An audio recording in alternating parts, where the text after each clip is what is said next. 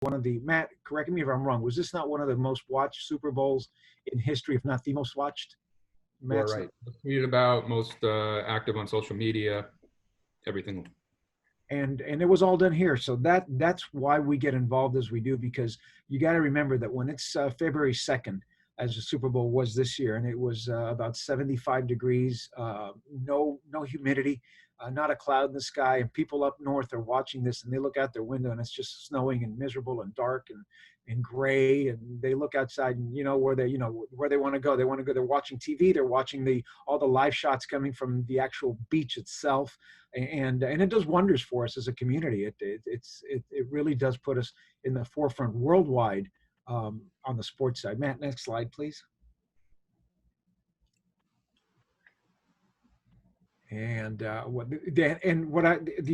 I said earlier, the professional sporting events, the Super Bowls, the national championships, those events are the tip of the iceberg. They're what's above the water. What's below the water, and if you know it, if you've ever taken a elementary school science class, most of the iceberg is below the water, and it works the same way here with our sporting events.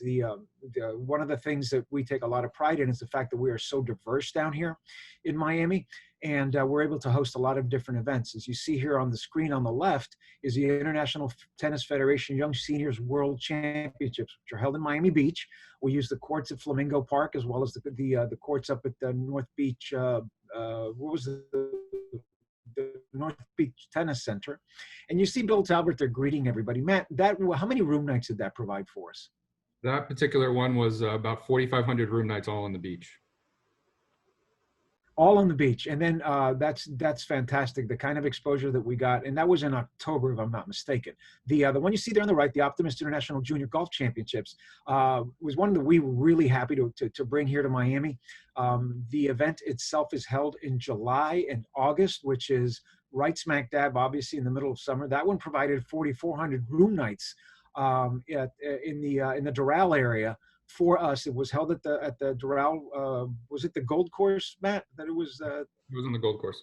The Gold Course, and the kids loved it. Obviously, that's a beautiful property out there, and hopefully they'll be coming back for many years to come. We've signed a long-term agreement with them to hopefully keep bringing the event to Miami for many years. But those types of events are the ones that bring us the large room blocks, that bring us the large economic impact, and especially we try to bring them a lot of the events in the summertime, because obviously that's when the rates are a little bit more acceptable for some folks, and we're able to make a big difference with some of these 4,400, 4,500, 5,000 room night blocks. So that's on the youth and amateur side. Matt, next slide, please. And one of the things that we're doing now, this is something that is going to be hitting the streets hopefully within the next 3 weeks or so.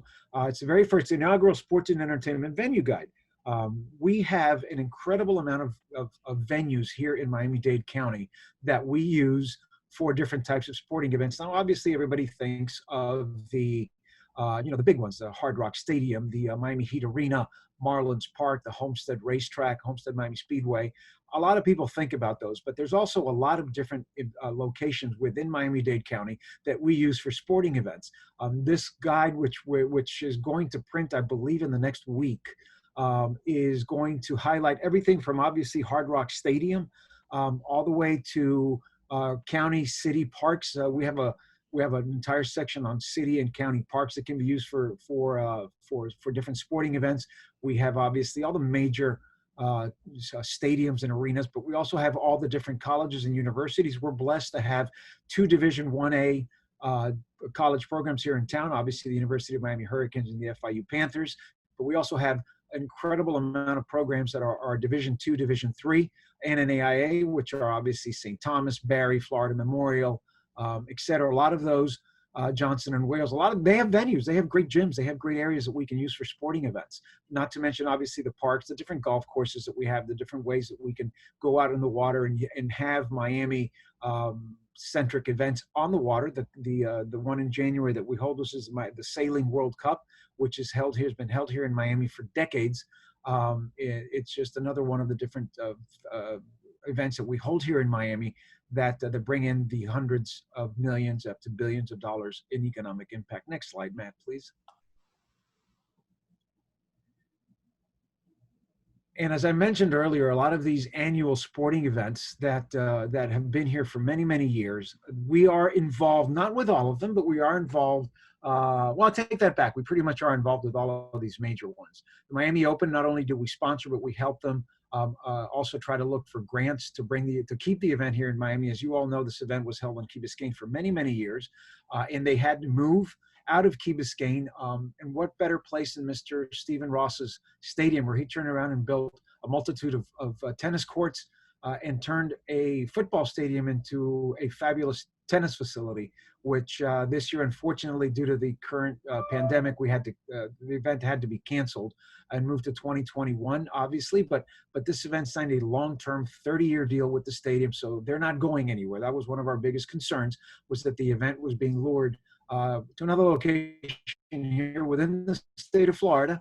But not just that, it was also being lured to Asia and to the Middle East. Unfortunately, thanks to Stephen Ross, we were able to keep the event here in Miami, bringing, believe this one brings in over $300 million of economic impact year in and year out to our community.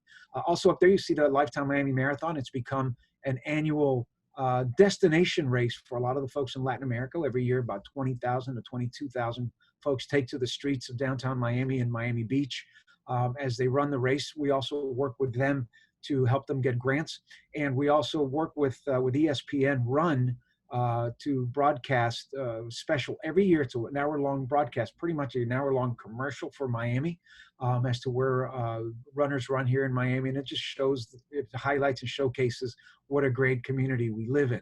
Obviously, the Capital One Orange Bowl, we help them with grants and room blocks. They've been going on, as I said earlier, since 1935. This coming year, hopefully, fingers crossed, arms crossed, we'll not only have the Capital One Orange Bowl, we'll also have the National Championship, which will be played here in January. The Dixie Vodka 400 is the former Winston race. It's a former race final that was held here in Miami in November every year. They moved that final to a racetrack out in Phoenix, Arizona. NASCAR built a racetrack out there, and why they decided to host the final in their own racetrack. But we're still prime time in the circuit for the NASCAR circuits this weekend. As I mentioned earlier, there will be 3 races that will be broadcast nationwide. The truck race, 2 Xfinity races, which is, I say, call it NASCAR Light. It's the level below the top dogs, and then obviously the big race on Sunday, which will be broadcast nationwide on the, I believe it's Fox Sports that'll be broadcasting it. Again, we help them with their room blocks, and it rounds out our schedule. Matt, next slide, please. But not only do we bring these sporting events as you think of sports, but sports conferences, conventions, and trade shows are also very important to us. You see Mr. Talbert here on the left side of the screen addressing the Association of Luxury Suite Directors. We were able to host them along with Soccer X USA. We hosted their conference for the first time a couple of years ago. We held it at Marlins Park. Last year, we moved them to the new convention center up at Turnberry, and very successful. Why are these successful? Well, because we can host these any month of the year, 12 months a year. They're indoor conferences, obviously. They're held in a convention center. So the weather in South Florida is not going to affect these. And actually, it helps us to be able to fill a lot of hotel rooms in the summertime when we bring these events. And obviously, the last slide you see there on the right is the new sport, if you will, called esports. I'm sure everybody has heard of it. Call of Duty. We were able to host the convention, Miami Beach Convention Center. We hosted the World Finals for Call of Duty, but we've also hosted other esports events held here in Miami. It's the future of sports, as everybody says. So we're looking forward to being cutting edge, being on the front lines of the esports world. We're very involved with them, and hopefully we'll be able to stay involved as we bring more of them into our community. Next slide, Maddie. So you may be wondering, where do we go to find a lot of these different events that we host? Well, there's a lot of different trade shows nationally. We'll hear in a minute from Alan Kidd. Alan is the president and CEO of Sports ETA, formerly known as the National Association of Sports Commissions, but basically Sports ETA is Sports Events and Tourism Association, and it's one of the trade shows, actually, in my honest opinion, and not because he's here, the best trade show out there. But we also have other trade shows within the country. IAGTO, the International Golf and Tourism Organization, they bring their golf show. They actually were here a few years ago. Very successful show. One of the ones that we also go to some of the other shows that are international, and we're part of Team USA, along with some other communities within the country when we travel to the Sport Accord convention, and that is where we meet with a lot of the world governing bodies of different sports, everything from baseball to soccer to rollerblading, jump roping, believe it or not. All of these, and we're part of Team USA. That's also put together by Al Kidd over at Sports ETA, and we try to represent our nation in a good way there. But this is where we get a lot of our leads as to not just the sporting events, but a lot of the different conferences that we're able to bring to our hotels and to our convention centers here in Miami. Next slide, please, Matt. And that beautiful face you see there is Alan Kidd. Al is a dear friend of ours. He's a guy that is known worldwide for being one of the best sports administrators in the industry. If he's definitely at the top of the iceberg there. Al, when we thought about creating this different this webinar, if you will, the first person that came to mind on the sports side obviously was Al Kidd, and we're blessed and honored to have him join us. I'd be happy to turn the podium over to him. Al, the show's all yours. Well, thanks, Jose. Love that mugshot. Looks like a little koala bear there. Actually, I do have longer hair, and I had about 3 months growth because I actually live in San Diego. The company's headquartered in Cincinnati. I'm in Cincinnati now, and I had to get on a plane last Monday, which I wasn't too excited about. And I got here and I needed a haircut, and my barber's in San Diego, and he was out. And so I went into a Great Clips and I said, I just take a little off the side and use a two. I didn't even know what the hell I said. I use a two on the side and trim. Next thing you know, he takes this thing, goes right down the middle. So you see me right now, this is what they call a two. So those of you, I was trying to look like Matt actually in preparation for this. So it's not quite as short as yours, Matt, but that's what I got. So. And I have a lot of fond memories of Miami. We brought the McDonald's All-American basketball game there a few years back, and Donna at the University of Miami was a big partner in that. And Alex Rodriguez, both Alex Rodriguez is the baseball guy who I know, and then the guy from McDonald's who ran a lot of the McDonald's at that time were part and parcel. We were able to raise some good money for the Ronald McDonald House and put on a game there at the University of Miami, and that was a good time. I did that for a few years. Real quick, my background, I'm retired. I'm a retired business executive. I retired in 1994. I own 14 different advertising, marketing, TV production, radio production, strategy companies. Sold them all in 1994. Saatchi & Saatchi bought my company's large international communications company. I started a private equity firm because I have a lot of background in private equity.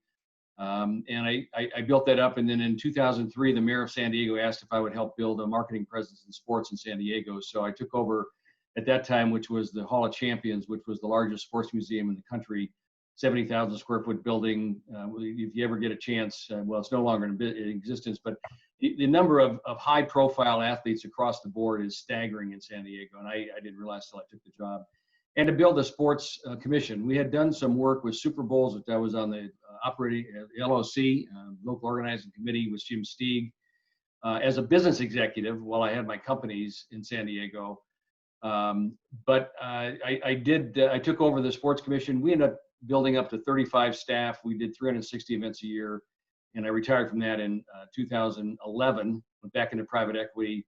I was asked to take this job, and the reason I did it was I wasn't looking for work for sure, was a chance to change the industry and to really build the sports events and tourism marketplace to what it really should be, because at the time, this association was vertically focused just on sports commissions, which is a tiny subset of the whole sports world. So I've used my relationships and knowledge on how to build companies, and took this organization over 3 years ago. I've got 2 more years on my contract. I think we'll get all the work done that needs to be done to reposition it. We've substantially grown and changed the dynamics of the organization over the last couple of years to really be a much more resourceful organization. And what our main charter is right now is that there's 4 pillars of excellence in what we do. We're the National Trade Association, member driven. And so we have over 900 member organizations, of which there's many members inside those organizations who are part of our membership. And they are comprised of destinations, of which you are considered a destination. Go backwards, Matt. You're way far ahead of me. I'm still talking about my picture, Matt. Just give me a minute, man, will you? Go back. Then we have rights holders who own events, and then we have industry partners, which are hotels and the like. So I'll kind of talk that through as I work through this presentation. And I've got a dear friend in Miami, Tom Garfinkel, and I've known each other a long, long time. And I'll circle back. I continue to have conversations with Tom on a number of fronts, but I'll circle back to that. So this first slide, so I'm just going to give you a little bit of background of how we got to where we are. You read all kinds of stuff, and it actually is mind-numbing. I've talked to over 600 of our destinations in the last 3 months, 2.5 months, and I have these flat spots on my head from pounding against the wall because the message is not any better any days, and actually now is a little more confusing than it was when the whole shutdown began to start. So I'll give you a little background on how we got to where we are as an industry across the country, how it impacts Miami, what some of the features and situations are going to be that will affect your future acquisition of sports events and activities. We'll talk about some things that are happening globally, and I'll kind of give you some perspective, and more importantly is to be able to answer the questions you may have. And those that know me, I'm pretty direct, pretty straightforward, so there's no question that I'll dodge. And it's really what you need out of this presentation more than me just rifling through a bunch of slides. So having spent my lifetime in marketing or the business of persuasion, I determined early on there were 3 phases to what we're in right now. The reaction phase, which is holy shit, what happened to us, which then everything shut down and layoffs began to happen. Some of the destinations and rights holders began to look at their financial revenue sources. Those that were event driven, there were no events. Those that were event driven and driven by hotel taxes said, oh my gosh, we have no hotel tax. So that reaction phase I figured was going to be 45 days. Unfortunately, it's continued to drift. We're continuing to get layoffs in markets around the country. And as a result, right now, what we know, I'm on 2 CEO calls every single week with airline CEOs, hotel CEOs, and destination CEOs in Major League Sports. And we talk about a lot of things, much of which is confidential. But I do know there's over 80 destinations, CVBs, if you will, that are on the edge right now of sustainability, and they're out of cash by early fall. So there's going to be some derivative loss going forward of this, which is an unfortunate situation around it. The next phase is the recharge phase. That's the one we have the most control over. So from an organizational standpoint, our job was to provide you and members with resources. So we immediately went into hyperspeed and began to gather and aggregate data around the COVID crisis. So you understood what was going on there. We gathered surveys and studies around what was going on in terms of the marketplace, what was going on in tourism in general. Roger Dow, the president of US Travel, and I talk weekly. And so we were gathering all kinds of information about what was going on, what you do for the PPP money. So as a resource, that's what we felt was extremely important. The next part of the recharge phase was people were bored. All of a sudden, workers were thrust into working from home, which 90% of the people working from home, they were thrust into that. It wasn't high on their list to do. They had to learn how to adapt to what that meant. Some places, believe it or not, require their employees to have time cards. Really, no kidding. You got to track time cards when you're working from home. Others, it was looser, but the fact of the matter is people were unaccustomed to working from home and spending the kind of dedicated thrust of what you've got to do to keep focused. And on top of that, those that had kids were cast into the role of being a teacher. Now in the recharging phase, you're having the recovery or the launch, the soft launch. So we're kind of between that recharge and new launch. And so that's the final phase, and that's going to drip out over really an undetermined period of time. Next slide, Matt.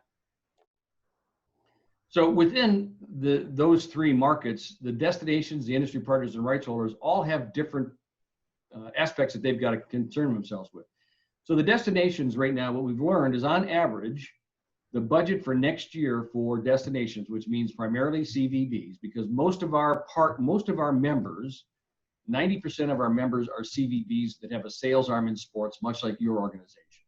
There are a handful of independent sports commissions around the country that are codependent on owned and operated events and hotel tax money. So the destination's budget on average right now looks to be about 36% of this year's budget for next year. So what does that do? It puts severe compression on your ability to continue to hold your market share or grow market share. We'll talk about that a little more during the course of this presentation. The industry partners, a lot of the industry partners in our organizations are hoteliers, and hoteliers were crushed. Those that rely on hotel taxes to be able to fund the destinations, they didn't have any people staying inside the hotels. In a lot of markets around the country, the hoteliers have contracts that they're obligated to give, usually in a trailing 60 to 90 days.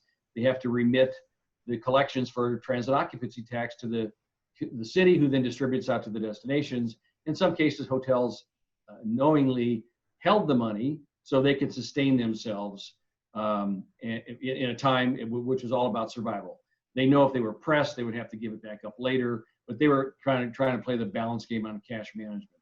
The rights holders, who are your event owners, we work with everybody from Super Bowls and the NFL all the way down to recreational youth sports, AYSO, and it's primarily tournaments, recreational tournaments, traveling tournaments, NCAA, USOC, national sports, kind of oddball events, international sports.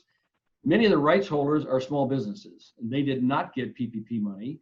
So there's a lot of small businesses right now that are considered event owners who are on the edge of sustainability.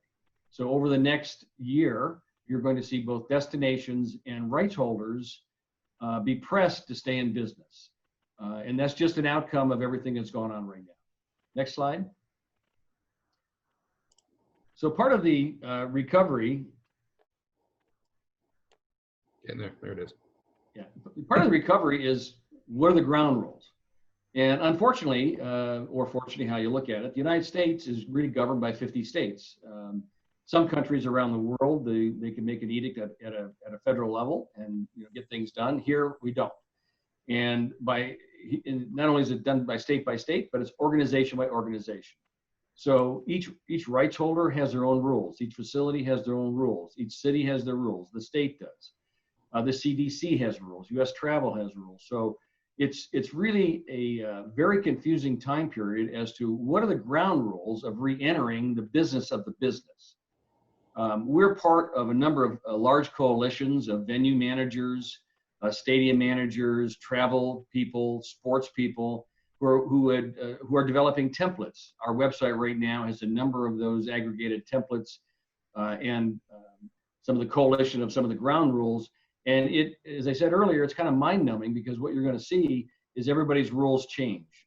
And then if you cross state lines, that's even more difficult. So one of the things that we're recommending, and you're going to find within your destination, is the order of entering back into play will be local, regional, national, international. There's no doubt that that's the pathway to opening. The national and international has, and somewhat on the regional sports, has attended recovery guidelines specifically geared at what group gatherings are allowing. We still have everything from 10 to 250 right now across the country, varying based on the state-by-state rule or the facility rule or municipality. So you just have to kind of work your way through that. And that's why this recovery is really different than any recovery we've ever had. Everyone keeps trying to find a place in history that's similar to. Aside from the variances on the state-to-state recovery and how you actually launch business, is compounded by the fact that we've got layoffs around the country. I don't know, within your destination, it doesn't sound like you've been hit too hard, but I can tell you there's a number, as I cited earlier, there's a large number of CVBs that are out of cash, and they're going to be out of business. They've cut anywhere from 20% to, in some cases, 90. We've had a couple destinations who had 50 staff, they're down to 3. And those are the ones that obviously are at risk of going out of business in cash roll around September.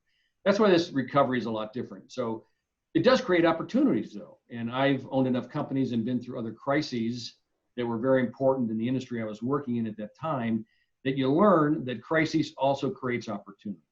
So as you kind of work through with your marketplace, if you can continue to promote your marketplace and the opportunities and don't cut too far back on your advertising promotional value, and don't lay people off, and stay aggressive, you're going to gain more market share on the back end. I suggest you strongly go back to destinations or rights holders that you previously lost bids to and say, hey, we're open, or we're getting close to open. Let's talk about what it's going to take to get open.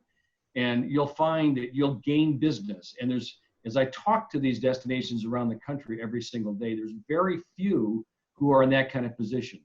So the fact that you're in a stronger position than most, you ought to leverage that into trying to take advantage of some of that. Next slide. So things that are changing in your business that will affect you, many rights holders ask for hosting fees. And it's not just in sports, it's also in the convention and business, tourism industry, where they ask for, low rates on your convention center. There's all kinds of ways that organizations ask for hosting fees to be paid. Could be cash, could be reduction of service costs, could be free rent, could be all kinds of things. That capacity right now is challenged.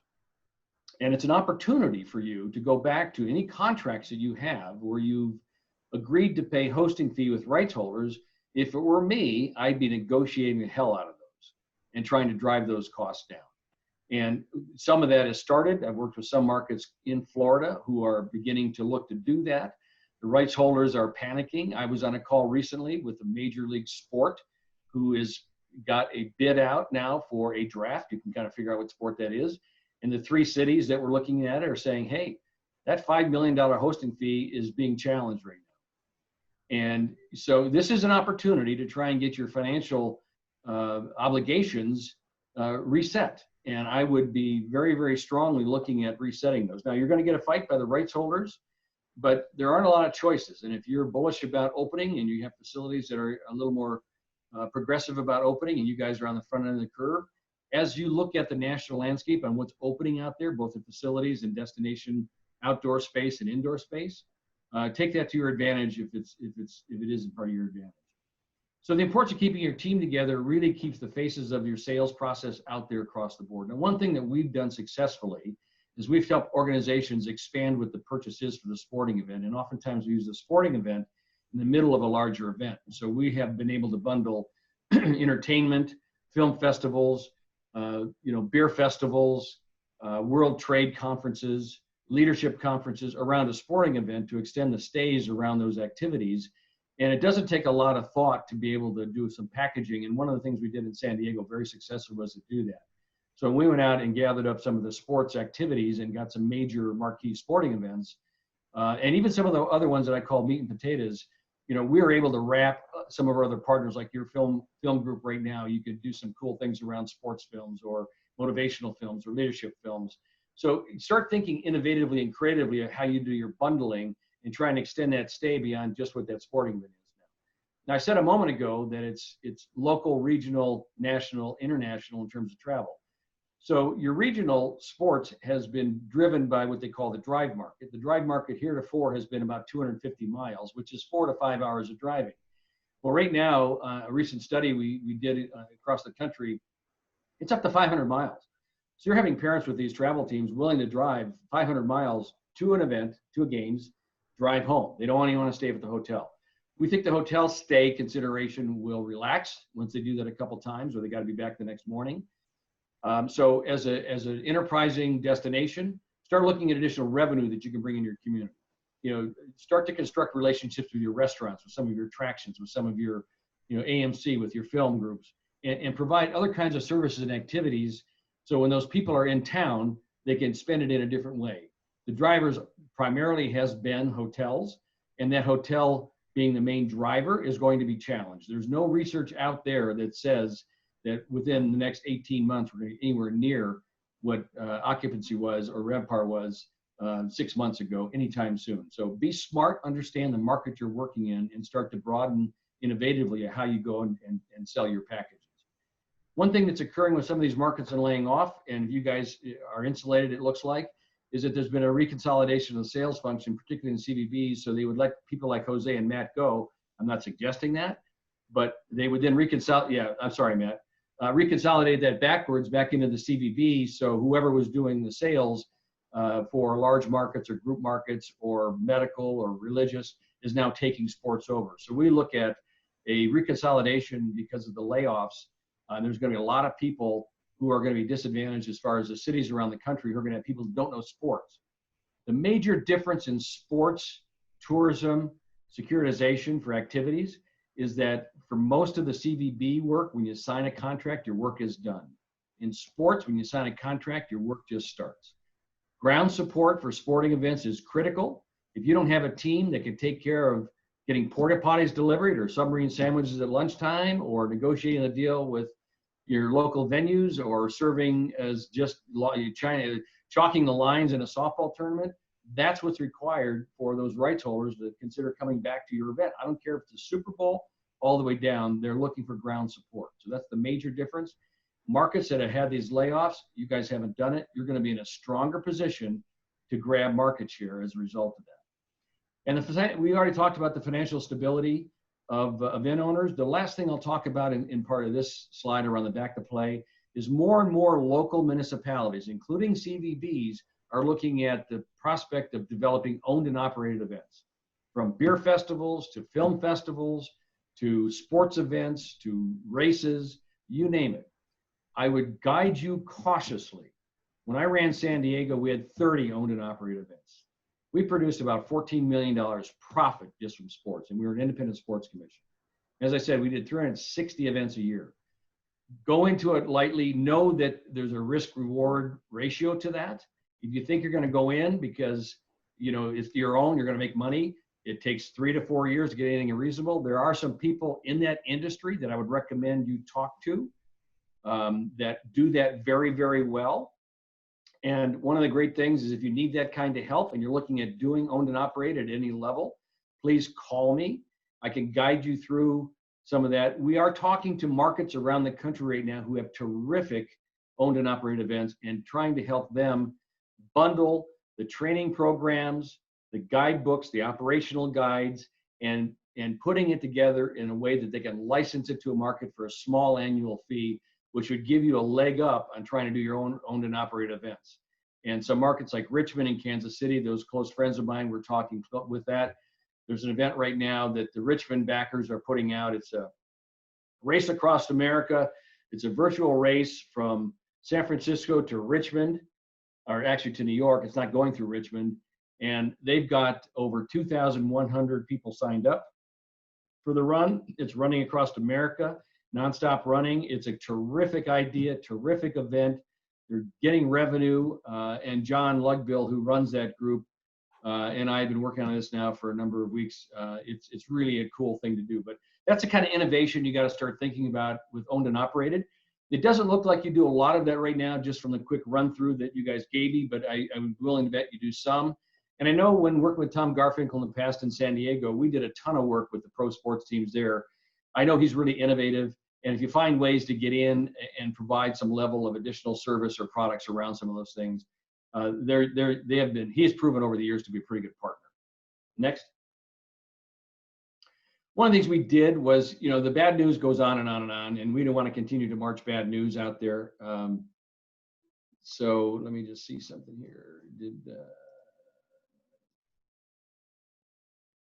This is on our website. So we have a number of great stories that other markets are doing. So one of the things I suggest strongly as you begin to position yourself coming out, the next couple slides are really on positioning. And it's more than just sports. It's what you're doing for your community. So if you go to our website, we've got a whole bunch of these programs that are somewhat sports related, but they're community related. And we call it Sports Tourism Strong. And if you have some that you want to put onto our site, but also it's really get it out to all your constituents, get it out to your marketplace, get it out to your leaders. One thing we're trying to do is we're trying to add to the definition of success in sports tourism. So while we've talked a lot about sports events, when we got going in this business, we really talked about sporting events, and we've covered a lot of that here. The sports tourism's definition of success is being extended beyond just hotel stays.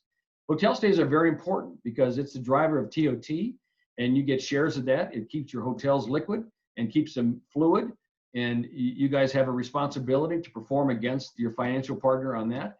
But also your politicians want resident community sentiment, and there's nothing better to build positive sentiment in your community but through sporting events. And there's some markets like Cleveland and Detroit and Kansas City and Columbus who do sentiment studies about sports and sporting events, everything from youth sports up to professional sports, and the politicians love it. I had my mayors on speed dial with their chief of staff and their security detail. Anytime there was some good news about sports, I just hit speed dial. They'd show up at my press conference because they always showed up, whether we were launching a Little League field with the Padres to announcing the basketball game on the USS Vincent aircraft carrier between North Carolina and Michigan State, because sports is good news. And they wouldn't come to an ophthalmology convention that had 40,000 room nights, but they sure would come and cut the ribbon on that sporting event that was taking place, because it meant goodwill. It was something that the community council got behind, and the election is based on popularity, and so if they can be out there in front with popular things, they would do that. I've got one more slide that may or may not work. I've done this a couple times. This has nothing to do with San Diego, except for it was done by some of my friends in San Diego. And the purpose of this slide isn't to broadcast about San Diego. The purpose is an example of what you could do for your market about the importance of sports and get it out to your constituents.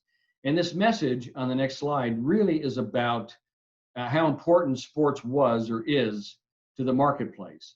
And it was done by three people in sports from San Diego that you would recognize. If Matt can get that up and get it. Fortunately, we couldn't get it to work, but what we can do is So I'll just tell you, it was a pretty cool, if you want to go to YouTube, look up San Diego Rising, but I would use that as a template for your market. You've got a lot of great pro athletes that live down there. You know, enlist their credibility to put together a short sizzle reel about the cool things you've got to do in Miami. They'll spend plenty of time doing that, particularly now. You don't have to pay the fees to get them to do that. But that sizzle reel on YouTube, San Diego Rising, we've recommended other markets. So a lot of markets are starting to do something similar. But it was Bill Walton, Rob Machado, and Tiffany Joe. Tiffany Joe's an LPGA. Rob Machado, you know, is a world-class surfer. And then Bill Walton is everything, just ask him. But Bill, you know, the story was all about what sports means. It wasn't San Diego specific. They used San Diego backdrop, so they used that as the platform for good looks. But it was all about the importance of sports. So I wanted to, you know, if you get time to go look at that, look at it really under the eye. It's not San Diego, but it's about what you could do to leverage those opportunities that you have and those assets you've got in your community to get people to reconsider.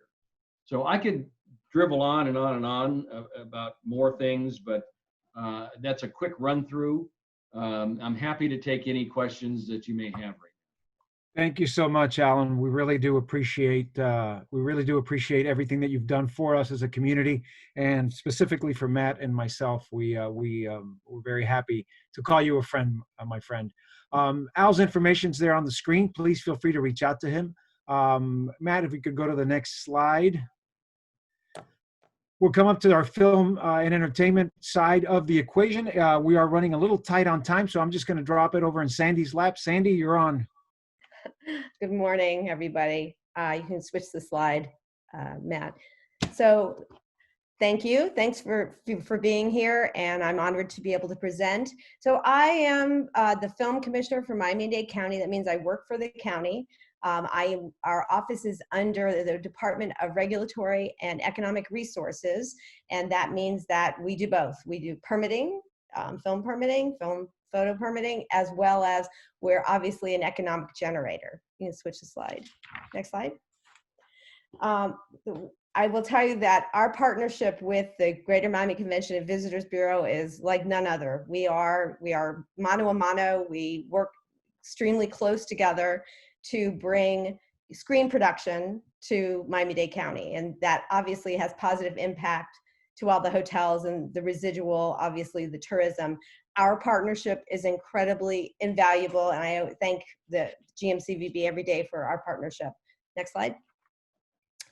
Tell you a little bit about what we do as Film Miami, and just so you know my background, I was a film and television producer for about 30 years in the industry. So I come from that background, plus I've been with the county 12 years now. So I have both sides, which helps attract business as well as understand how I need to speak to government speak and film and television speak. So Film Miami is what we actually call ourselves. That is our marketing, tool. And we have a website, filmmiami.org. You should all go visit it. It has a lot of information.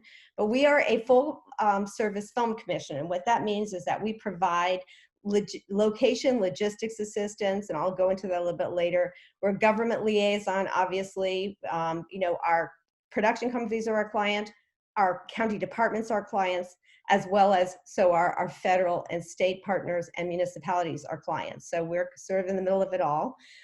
We also provide production information and referral sources. We are a referral source. Usually most productions, even if we are not permitting for them in our area, they come to us first and we give them the information of where they need to go. So I talked about film permitting. So our office permits, I have a staff that permits for Miami-Dade County facilities, our buildings, properties, 260 plus parks, beaches, sidewalks, swales, roadways, bridges, Port Miami, Miami International Airport, our regional airports, and 13 municipalities that we have interlocal agreements with. So our marketing effort is totally across the county. Whether we issue a permit for that location or not, we are here to market Miami-Dade County as a whole. You can switch the slide. Thanks, Matt. So this is sort of the pillar of what we do. It's coordination, connection, collaboration. And you can go to the next slide because I'll explain what that means. So, well, first of all, our mission. So we are a one-stop shop as much as we can be for our municipalities, as well as the entire county for the permitting side. The coordinating effort is that permitting process, and that is where my staff, and I'm involved in it as well, where we coordinate. It's not just signing a permit, it is a coordination effort between 25 different departments that we work with, and usually it's multiple departments at a time, whether it be, working with corrections to shoot in the jail, at the same time, with roadways, because they're shooting on the roadway, or at Port Miami, all of the county departments are involved. And we need to get their permission, for these permits, obviously. We also work with our municipal partners, the 13 municipalities and their processes, as well as we work with the state parks, and we work with federal entities like the FAA for drones and helicopters, and for the Coast Guard on the water. And we also are we are for anybody else that permits for those entities on the water and the Coast Guard or FAA. Those other entities will come to our office to actually work with the state and federal entities, because we have those relationships. So the collaboration part, obviously, it's the Greater Miami Convention and Visitors Bureau. We work together and we travel together to national and international film festivals and events that service, the film and entertainment industry. I like to call screen production. Something that we do for marketing, as we put photo package together, location photo packages. And those are really important. We do something that a lot of other film offices don't do. We break down scripts. So if you have a script, you send us a script. We actually do part of their job, and we will break down a script with locations, and then we'll send a whole package of photos that will represent the locations in their script to entice them to come to Miami-Dade County. An aside, we have a photo library between, I think, somewhere about 1,700 different locations. Some of your hotels and restaurants are on our website, not only as a hotel, but also as a location. And if you want to talk about being a location, we can talk about that afterwards and get in touch with me, and we'll tell you that's all free. All of our services don't cost anybody any money. We are here to bring production. That's what we're about.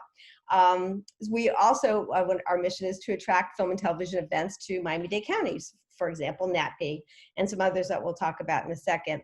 A big part of my job is to advocate and educate local and state elected officials about screen-friendly policies.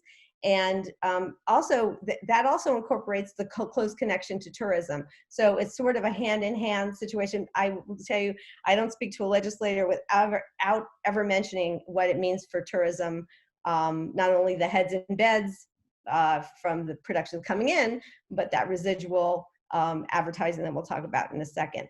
The last part, of course, connecting. So my nickname is the connector in this industry because from my relationships with a lot of very key, I want to say industry stakeholders, that I connect a lot of our local content creators with those stakeholders so they can get their projects made. And most of the time we're trying to get those projects made in Miami-Dade County, of course. And part of our collaboration with the GMCVB is to, traveling extensively. And we'll go to the next slide about that. Well, that's in a minute, but go to the next slide. Not there. So just, it didn't really say, it didn't show up so well, but anyhow, so this just shows you, these are permits and the amount of, those numbers, the 747, 605, that's how many projects that we have on a yearly basis here. When we had a film incentive on the state side, you could say we had about probably 1,200 projects a year. You see that we're still about $150 million spend into the local economy. Just to be clear, that's not all the data. This is only the data that we can collect that's for permitted production. There's a lot of production that goes on private property that we don't get to account for, but I could tell you that that's at least another 100 or $150 million that we don't account for because we don't permit for it, so therefore we don't do that. But when we had a state incentive, just so everybody realizes, it was $400 million of direct spend into the economy. So that's the difference. Next slide. This is the slide I think you guys like. So, on the average, about 15,000 cast and crew positions are created every year here in Miami-Dade County. The average wage is $82,746, which is about, I think it's just about half of what the regular layman wage is, a median wage in the state is. But that circle to the right, which is 10,000 plus hotel room nights, that's real, and that's what happens. And when we had an incentive, it was even more. So, that's a good part of what we contribute to the heads and beds part. Next slide. So I had said a little bit before about how we, our marketing efforts and how we, work together for heads and beds. That it's really important to understand that, anytime anybody sees anything on television, whether it be a commercial, whether they see anything in a print ad, on your streaming service, movie theaters, smartphones, whenever you see an image of Miami-Dade County, that's advertising, and that advertising, the cost of that is invaluable. Anybody could to attest if they've seen Bad Boys, 1 and 2 that continue to be on, repeatedly for years and years and years. I think 17 years now. You keep seeing those images, and people still talk about those movies. Next slide. So the importance of our collaboration and participation in the screen production related events is important because I'm obviously going and I'm meeting firsthand our target audience, right? And of course, and Jose and Esther also travel with me, so they get to talk about the whole tourism side. So that's where that works together. This industry is all about developing relationships and cultivating the relationships and keeping in touch with people. And it's a very personal industry, I have to say. You can write people, but in person, and now obviously in Zoom is what we're doing, but that is really important, those relationships and cultivating those relationships. And so meeting the people in person is very important. And, as I'm selling Miami-Dade County, for all of the things that is tourism wise, we're also selling the fact that we have such diverse locations. We have trained, very experienced crew and cast. We have gorgeous, beautiful light, and of course the very screen friendly and production friendly establishments like the hotels. Next slide. I go as fast as I can. Okay, so this is some of these are events that we've gone to every year. They're almost every month. I think I travel 10 months out of the year, something like that, maybe 11. And I just wanted to show you that we go to a lot of different events that are where the meaningful industry stakeholders are that I'm getting to meet in person to attract them to come to Miami-Dade County. Next slide.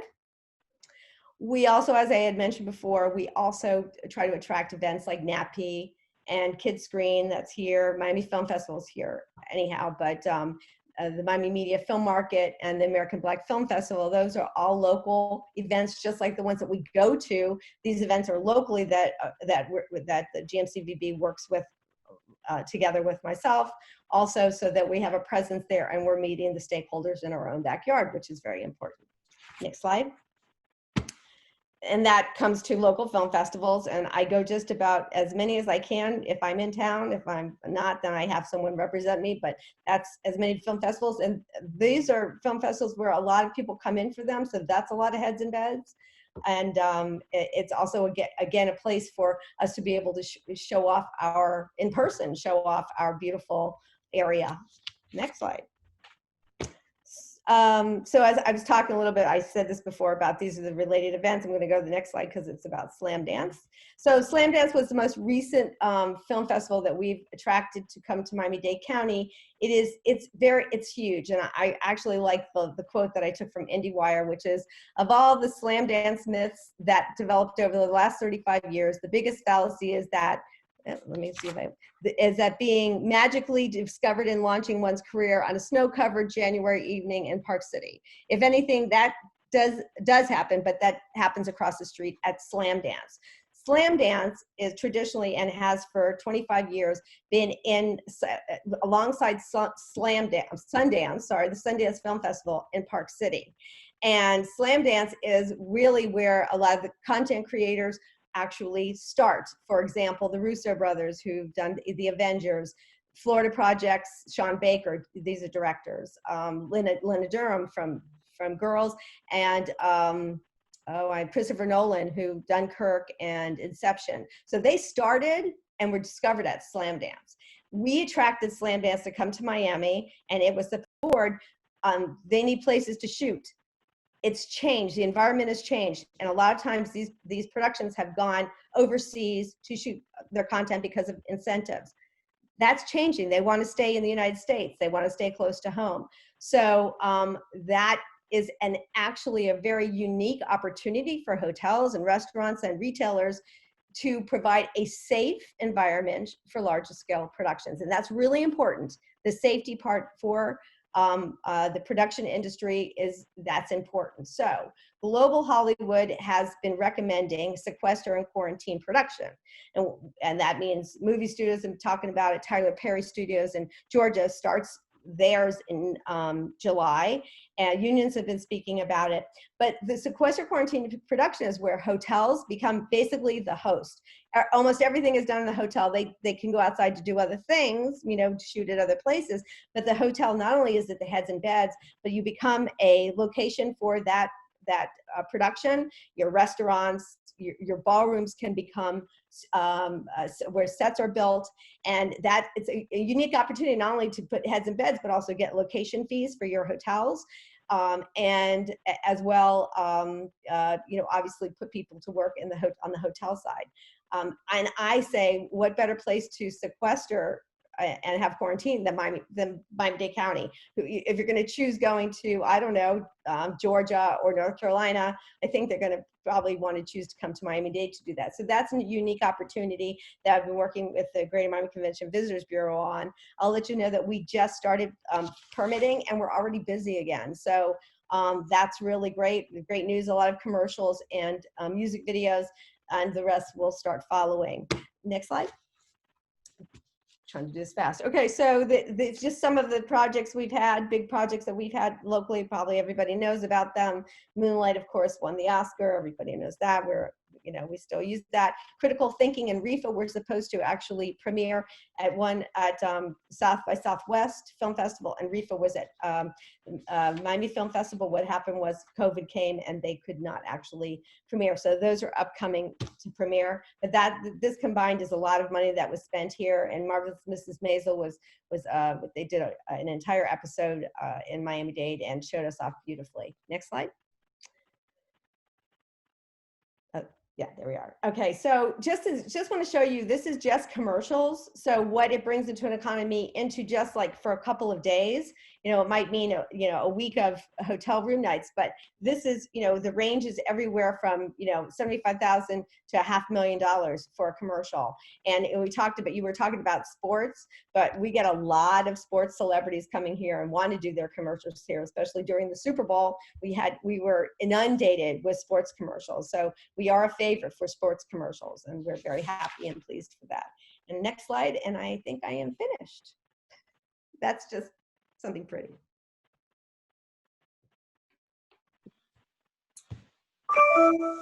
Thank you so much, Sandy, and also to Al for those updates. I know I learned a ton, and I thought I already knew quite a bit.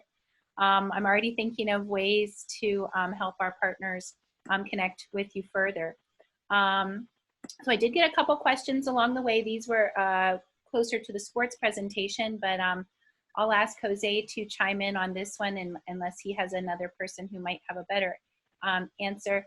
As a starting question, one of our hotels that's not in the main corridor, meaning, not Miami Beach, downtown area, asked, how can hotels that are not in those main corridors partner with the sporting events more? And are there any trade shows that you could recommend for hotels to attend in terms of attracting sporting events, or is that just not something that typically happens at the trade shows? Well, yeah, no, most of the trade shows in the sports arena are what's called obviously a reverse trade show. So we as a destination go to the event rights holders table. So as far as having several of the other tourism trade shows where the destination would have a large area, most of the ones in sports are not like that. Matt, you want to chime in on that a little bit? Because I know you handled most of that for us. Yeah, a bunch of the trade shows we go to are reverse trade shows, where the traditional ones, you have the destination or sports commission has a table. Most of them that we go to is the complete opposite, where we go around to the event right holder. So it's more difficult to bring partners with us on those shows. And in terms of properties that aren't in the downtown core, we utilize a lot of different properties around Miami-Dade County, and it's all dependent on where the event is held and where that specific event organizer wants to house their participants. So we work very closely with our convention sales department, Joe McCrae, Barry Moskowitz, and everyone in that department. And once we get direction from that event right holder on where they want to have their event, whether it be a park, Kendall Soccer Park, Amelia Earhart Park, Marlins Park, downtown American Airlines Arena, then we go and send the leads to the different hotels depending on where that individual event would like to be. Great. So basically, check your leads. Yeah. Correct. But of course, there are a lot of local sporting opportunities that you may even be able to reach out to some of the local sports teams and get some business room blocks from some of the families that may want to have family come in. Another question was, could we post the PowerPoint on the chat? So I know that we usually post the webinars on the event page, so we'll be posting that in the next day or two, but if it's possible to link the PowerPoint in the chat while everyone's still on and interested, we'll definitely, people can download it from there. I will do that right now. Let's see, who else? Okay, the Heat, our friends from the Heat. How can offers be shared with the TV and film crew? So I guess that's a Sandy question. Can I understand the question a little bit better? Well, it says, how can we share offers with those TV and film crew? Florian, are you talking about tickets to the Heat games? Florian, feel free to unmute yourself and ask your question directly. Hi, Hattie.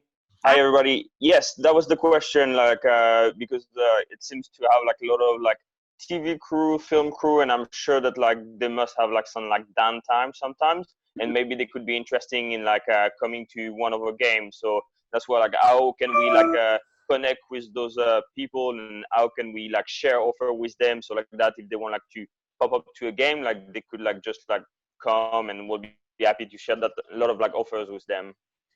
Well, there's a couple ways you can do that. One is that we put together what we call sort of goodie bags, and we give out information, and we could have, if you have a pamphlet for the Heat, you could put it in there. The other way is always contact our office, and if there is anything in town, we can give you at least the contacts of who you might want to contact yourself personally. We can't be an intermediary on that, but certainly we can give you the information so you can contact them directly.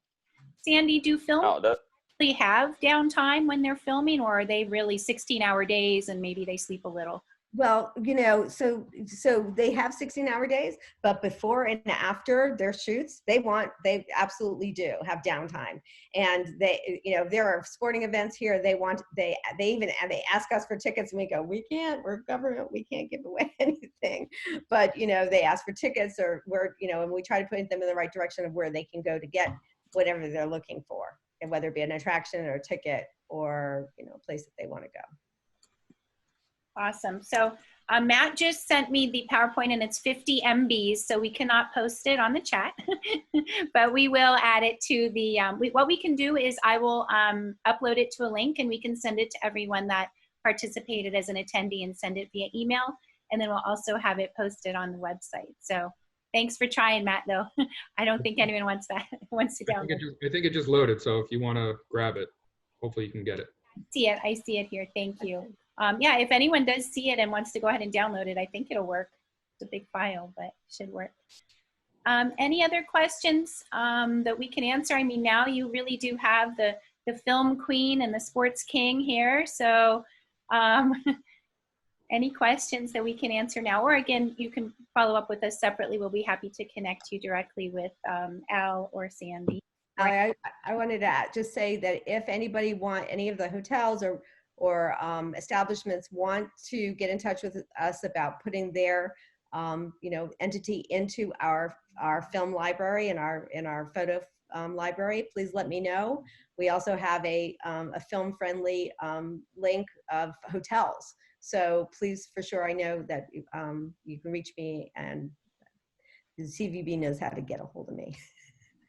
Sandy, what makes film friendly? If I could add real quick, Allie, a lot of hotel properties, we sent out a film survey about 10, 12 days ago as to production capabilities at your properties. If you have not filled that out yet, please do and get it back to us, because these are the ones that we're going to be really looking into.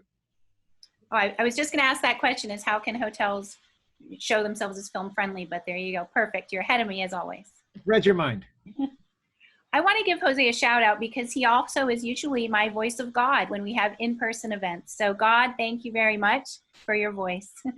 Oh, we have a question from our friends at South Beach Group. What trade shows for film industry would you suggest hotels attend? Sandy? Oh, wow. NATPE for sure. NATPE is huge. Miami Film Festival is another one. Kids Screen, all of those. I mean, we don't have a huge amount locally, but the ones that we have locally are really important, because there are industry stakeholders that are there that want to come back, and that's the best way to hawk your wares. Very good. All right. Well, I think I could chat all day. I know I love the film industry, and I really appreciate everybody's time today, and of course the sports industry. Matt, Jose, I know you were mentioning, do you want to give a quick update on the Dolphins? I know you mentioned at the top of the call before we really got started that they're going to. Yeah, definitely. And Carol, I see you on the screen there, Carol Henderson. I know that you were on the same call I was on yesterday. Hey, I know you were on the same call I was on yesterday. The Dolphins did say that they are selling single game season tickets and single game tickets and season tickets, and proceeding on as they did last year. So fingers crossed that works out for them. So they're going full steam ahead. Wow. Yeah. And I was season ticket holder, season ticket holder, hoping we have a good season ahead. This could be the year.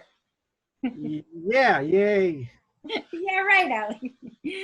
All right. Well, thanks again, everybody, for joining us today. I know we're slowly losing folks because they're probably on to their next Zoom call, but really super informative today. Everybody, thanks again. Sandy, Al, Matt, Jose, Esther, everyone involved putting it together on the team, and for all of the staff that joined and all of the partners that joined. Of course, now the questions are coming in, but we'll get to them on another conversation.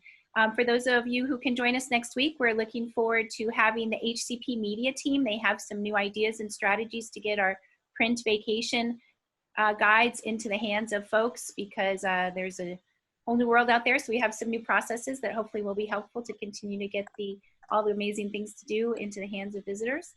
And the following week, we'll be getting an update from the convention center, Miami Beach Convention Center team, on their new guidelines. So hopefully that'll be just as exciting as today. Thanks again to everybody. Feel free to take yourself off chat and say goodbye and wave, give kisses, virtual hugs. Again, everybody, be safe. I'm going to the beach now. I mean, I'm gonna go do I have work to do. Where are you going? He is going to work. That's work related. Thanks for having me. Thank you, Sandy. It's a pleasure. Bye, guys. Al, thanks for dialing